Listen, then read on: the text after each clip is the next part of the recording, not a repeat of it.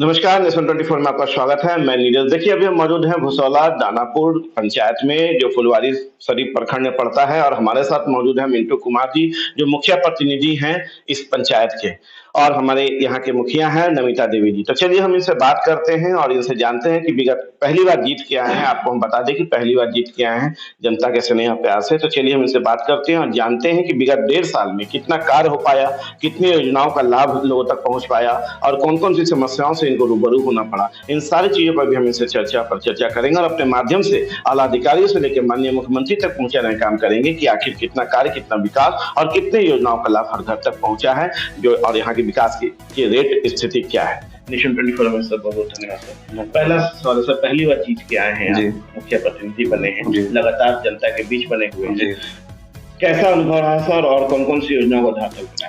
पहला बार चुनाव जीत के आए थे तो थोड़ा तो परेशानी रहेगा ना, सीखने का मौका है। अब सीखेगा तो धीरे धीरे काम होगा। क्या लगता है जनता ने जो विश्वास आप पे जिताया है, दिखाया है, उस पर आपको कितना अथी है? उस पर तो 90% के लमसम हम खरा उतर जाएंगे। अब मान लीजिए कि जनता के काम कर रहे हैं और उसमें 10 गो मेरे खिलाफ रहेगा तो प्रचार गलत साबित करवे न करेगा क्या कि मुखिया जी काम नहीं कर रहे हैं, मुखिया जी सो रहे हैं, तो मुखिया जी ये कर रहे हैं, मुखिया जी अपना काम में लगे हुए हैं, ये सब तो करवे ना करेंगे, हल्ला होगा। पर आपके साथ ऐसा है क्या? हाँ, हुआ है तब ना बोल रहे हैं। चलिए, ये अनुभव से इनको भी रूबरू होना पड़ा है कि मतलब कि, तो आपको एक चीज बता दें कि पांचों उंगली एक समान नहीं होती है, और यदि 100 में से यदि 80%, 70% भी लोग यदि आपके साथ हैं तो उसको 100% माना जाता है, और ये समझा जाता है कि पूरा पंचायत जो है मेरे साथ है। अगला सवाल है सर, जनरल योजना की क्या स्थिति है? जनरल योजना तो बढ़िया चल रहा है। लमसम हम आपके यहाँ बताते हैं 615 फाइनेंशियल लमसम हम यहाँ पर 53-54 लाख रुपए खर्च कर दिया अभी तक। अब से हम समझिए कि फुलवारी में भुसौला पंचायत में कम किया, लेकिन जानते भर में नया होके उतना खर्चा कर दिया तो उतना कम भी नहीं। वार्ड ऐसे हैं जहाँ कम्प्लीटली डेड है। 10 नंबर में अभी यहीं पर देख लीजिए कम्प्लीट, मान लीजिए काम कीजिएगा, कोई विरोधी लोग मुखिया के काम चाहेगा कि बाधा करे, डिस्टर्ब करे, तो हम वहाँ पर छोड़ के काम करते हैं। जैसा मुझे जानकारी है कि शायद 1 नंबर वार्ड, 2 नंबर वार्ड में भी पानी की समस्या है। देखिए, हम तो शुरू में भी मीटिंग में भी गए और अपनी पत्नी नमिता देवी से वहाँ उठाए कि 1 नंबर, 2 नंबर और प्लस 8 नंबर, 8 ये लोग क्या किए हैं, कितना बड़ा लूट तो हम कभी देखे नहीं किसी पंचायत में। सब खरा है, पानी चल ही नहीं रहा है, पाइप गायब है। उसमें वीडियो साहब भी जांच करने आए वहाँ पर। क्या रिजल्ट आया? रिजल्ट आया कि उसको रिपोर्ट किए हैं, उसका हम लोग फिर मरम्मती में उसको दे रहे हैं। देखिए, तो ये जानकारी प्राप्त हुई थी कि यहाँ पे 3 वार्ड ऐसे हैं जिन वार्ड का जो है जल योजना, जो महत्वाकांक्षी योजना था मुख्यमंत्री जी का, वो वार्ड में जल का जो है समस्या है, हर घर तक पानी नहीं पहुंच रहा था। कारण था कि सुचारू रूप से कार्य नहीं किया गया है, और आज मुखिया जी भी इस बात को एग्री कर रहे हैं कि 1 नंबर, 2 नंबर और 8 नंबर वार्ड में जो है इस तरह की समस्या से रूबरू होना पड़ा है। पैसे की निकासी हो गई है, जांच भी बैठी है, जांच के बाद उस पर रिपोर्ट भी तैयार किया जा रहा है। अब मुखिया जी लगे हैं कि हर हालत में, चूंकि पानी बहुत जरूरत है, इसलिए मुखिया जी लगे किसी तरह से उन तीनों वार्ड में पानी को सुचारू किया जाए, जिससे कि हर घर तक या कम से कम पानी पहुंचे कि पीने के लिए, जिससे उनको लाभ मिल सके पानी का। हम तो चाह रहे हैं कि सब घर में पानी जाए, क्योंकि जल ही जीवन है, और जल नहीं बचेगी। जल का सीधा फायदा है वो गरीब लोग, जो वंचित लोग का परिवार है, जिनके यहाँ चापाकल कराने का कैपेसिटी नहीं है, उनके यहाँ कुआं करवाने का कैपेसिटी नहीं है, उनको सीधा फायदा मिला। मेरे यहाँ भुसौला दानापुर में बहुत सारी झुग्गी झोपड़ी की स्थिति है। अभी तो बेचारा बहुत सा दुख की बात है कि रोड बन रहा है तो उसमें बहुत सा गरीब के झोपड़ी टूटा जा रहा है।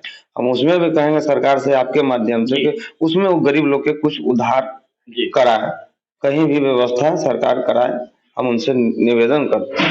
कचरा प्रबंधन का सर क्या है? कचरा प्रबंधन के हम कचरा में अभी बाल्टी बांट रहे हैं, जिसे काम हम लोग कचरा उठाते हुए आ रहे हैं। आपका कचरा हमको 1, 2, 3, 4, 5, 6, 7 में कचरा उठने लगा है, और 11, 12 में उठने लगा, और 9, 10, 8 में अभी बाल्टी नहीं बट रहा है। बाल्टी कल से परसों तक वहाँ भी बट जाएगा। उसका निर्माण किए हैं जहाँ प्रबंधन करना है कचरा? वहाँ निर्माण किए थे, जमीन हम लोग सब एनओसी के लिए लिए थे, लेकिन जो जमीन पे हम लोग नापी करने गए वो जमीन नहीं था, बल्कि दूसरा जमीन है जिसमें बिजली वाला बड़ा सा टावर गड़ा हुआ है, तो उसमें फिर हम लोग एनओसी के लिए अप्लाई कर रहे हैं। राशन कार्ड की स्थिति क्या है? राशन हाँ, राशन मेरे यहाँ तो सब बहुत बढ़िया है। राशन वितरण सब दुकानदार वितरण कर रहा है। समस्या आती है? समस्या आता है तो टेलीफोन वोफोन करके कहते हैं कि भाई मेरे इनको क्या दिक्कत है दीजिए। अब मान लीजिए कभी मुझे नहीं लगा जी। तो उसमें डिस्टर्ब हुआ तो सीधा मुखिया जी के पास। ये मुखिया जी के सबसे ज्यादा डिस्टर्बिंग है पंचायत में, पंचायती करने के लिए। जो मुखिया जी पहले 8:30 बजे ले भोजन यहाँ धोवा के खाना खा के मुखिया बनने से पहले अपना काम में निकलते थे। अब लमसम 12-1 बजे से पहले खाना नहीं, मन अंदर से लगता है कि अब चिड़िया बड़ी जिम्मेवारी मिली है तो ये तो उठाना पड़ेगा। और आप पंचायत के प्रथम नागरिक भी हैं, क्योंकि मुखिया है तो इतना तो बनता है, आपके ही लोग हैं।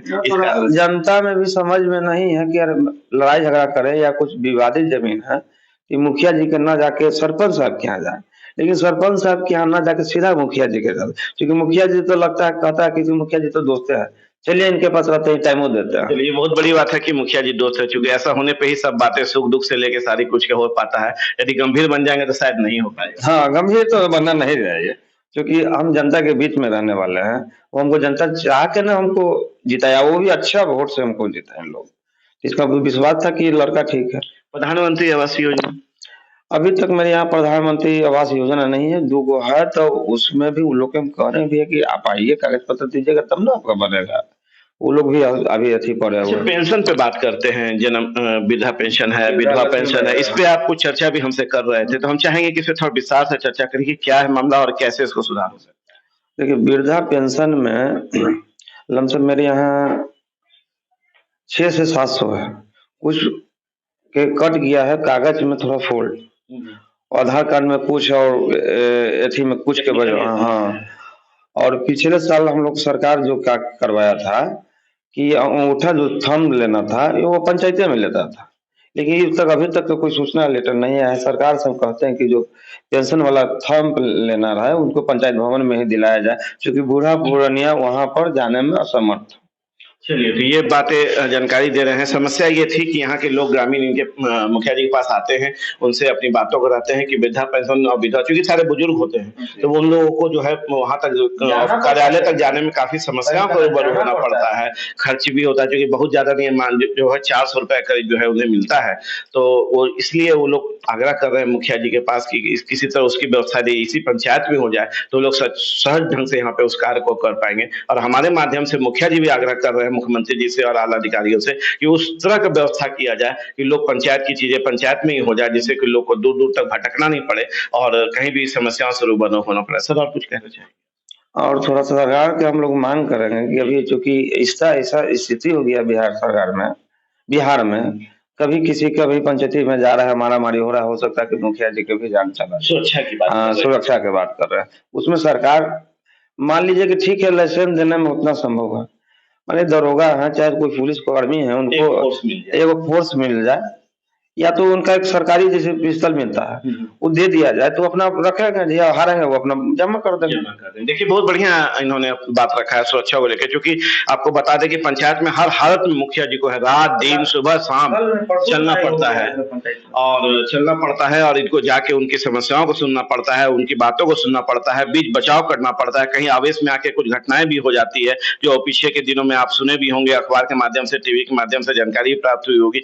कई मुखिया प्रतिनिधि की हत्या भी हो गई है, जिसके लिए दोबारा उपचुनाव आपको 2 मई के बाद होने जा रहा है, जिसके नामांकन जारी होने जा रहा है। इन सारी चीजों को लेकर मुखिया जी का आग्रह है सरकार से कि हर हालत में एक ऐसी व्यवस्था की जाए जिससे कि सुरक्षा को लेकर ये भी आप समझ रहे कि हाँ, हम जहाँ जा रहे हैं वहां हम या तो एक पुलिस फोर्स मिल जाए या तो इनको खुद का पिस्टल मिल जाए, जिससे कि अपने जान माल का सुरक्षा करके पंचायत का विकास की बातें, स्वच्छ पंचायत की बातें, स्वस्थ पंचायत की बातें और बेहतर पंचायत की बातें और आदर्श पंचायत की बातें कर सके। आप देख रहे हैं नेशन 24 न्यूज़। नमस्कार।